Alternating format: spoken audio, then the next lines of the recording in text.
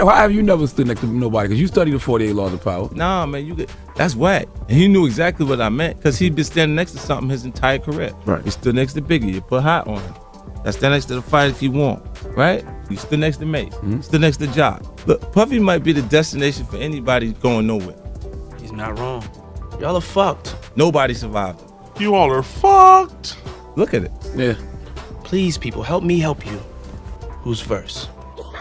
A video of 50 Cent exposing Puffy for sacrificing Biggie and other celebrities has gone popular on social media, with many fans claiming he's not the first person to accuse Diddy of sacrificing his Bad Boy record mates. If you were around when Diddy was known as Puff Daddy, you'd recall how his moniker got the world going. Bad Boy Records conquered the music industry in the late 1990s with a consistent stream of hits that dominated dance floors and radio stations with grandiose visuals featuring loads of pyrotechnics and shimmering outfits. Looking back at the Bad Boy recording artists who have died or have just left the industry to pursue religion raises questions. What happened? Behind the vibrant facade of brilliant colors and glossy clothing, some murky dealings were going on, and accusations about Diddy's treatment of artists were flying. An abnormally large percentage of Bad Boy acts went bankrupt, died at a young age, or were incarcerated for an extended period of time. The biggest surprise was that many artists who worked with Diddy quit the industry to pursue religious careers. More than 3 artists turned religious while their opponents were killed. Jaguar Wright, a singer-songwriter who has made news in recent years for spilling the beans on Hollywood, had something to say about Diddy and how he is the record label's single survivor. She claimed that Bad Boys Records was formed by 5 individuals, 3 of whom had already perished, one of whom, I'll be sure, was in a coma, and the only one who had escaped the ruckus unscathed was Diddy, or Honeycomb as she liked to call him. She went on to claim that the other 4 had all gone through the same thing when they were on the edge of writing tell-all books. Even Al B. Sure, who had thankfully awoken from his coma, was working on his manuscript when the traitor struck. It's as if someone doesn't want anything spoken. If tell-all books were the cause of their deaths, they must know something that no one wants to know. When 50 Cent said that everyone who stood beside Diddy and was associated with him ended up being a failure or broken, the internet ripped him up, alleging he was still attempting to bring Diddy down.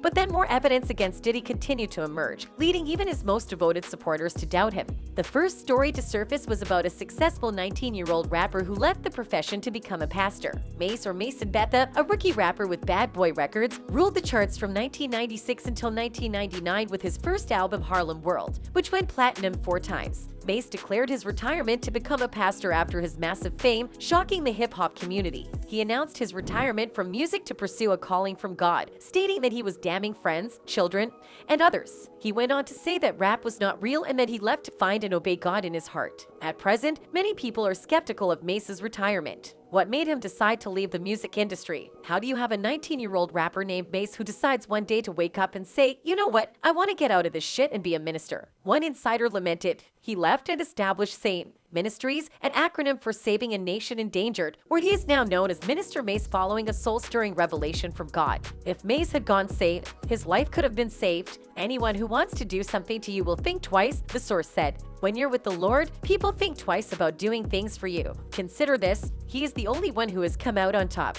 Loon, who released his first album with Bad Boy Records in 2003, was another religiously inclined musician. Loon came to Islam after visiting Abu Dhabi and changed his name to Amir Junaid Muhadith after 5 years. He gave up his music career after converting to Islam and moved to Egypt, where he stayed until 2011. Others witnessed unspeakable things while working with Diddy, and this might be why many of them turned to religion. Not only did the artists become religious, but they also quit everything that had struggled to achieve in their lives to dedicate their entire lives to religion. It was as if they were trying to escape something, as if they've seen things that were so unholy that they felt the need to turn to God to recover their sanity. Even Diddy's bodyguard claims that he turned to the Bible because he's seen some devil stuff that terrified him. Puff Daddy's stories become more disturbing as he grows older. It's not so much that he's gay or bi.